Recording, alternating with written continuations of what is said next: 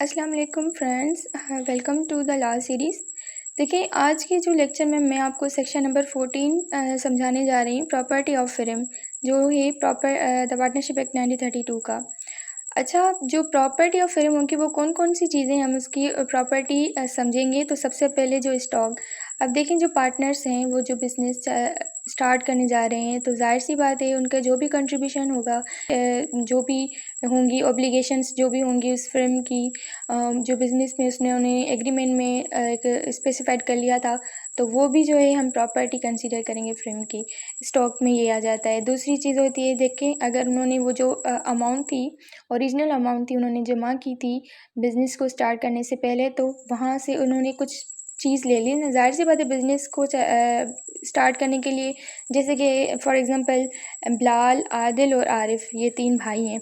एक एग्रीमेंट बनाया कि हम एक इंस्टीट्यूशन बना लेते हैं, ठीक है, तो for the purpose of education.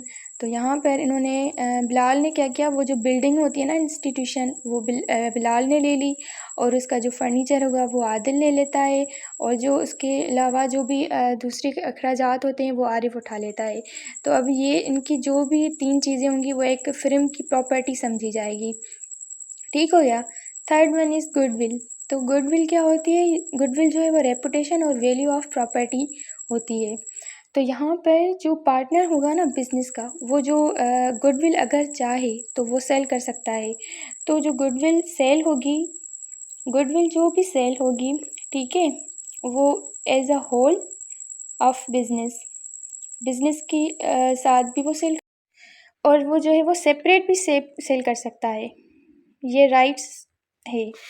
अच्छा, जब ये सेल कर रहा है तो इसके पास एक और ग्राउंड दिया जाता है कि वो जो पार्टनर है, जैसे हम सेलर कह देते हैं, ठीक है, इसने अपनी गुडविल सेल कर दी किसको? बायर को।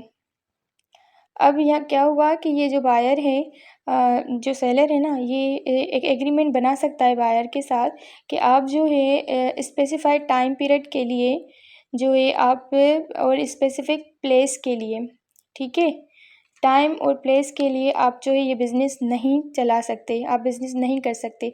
तो ये सेलर एग्रीमेंट में उसको बायर के साथ कर सकता है। और ज़रूरी नहीं है, ये एक ग्राउंड दिया गया है, लेकिन ज़रूरी नहीं है कि हर पार्टनरशिप में ऐसा होता हो। अच्छा, जब दूसरी चीज़, अगर जो पार्टनर है, पार्टनर की जो पर्सनल प्रॉपर्टी होगी ना, जो पर्सनल प्रॉपर्टी, वो अगर यूज़ हो रही है इसमें बिज़नेस में।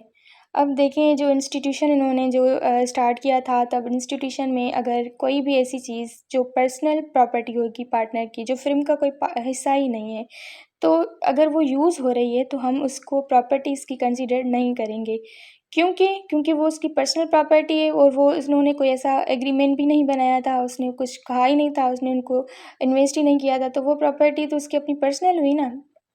हाँ, यूज़ हो रही है, लेकिन वो जो है हम उसकी प्रॉपर्टी कंसीडर नहीं करेंगे।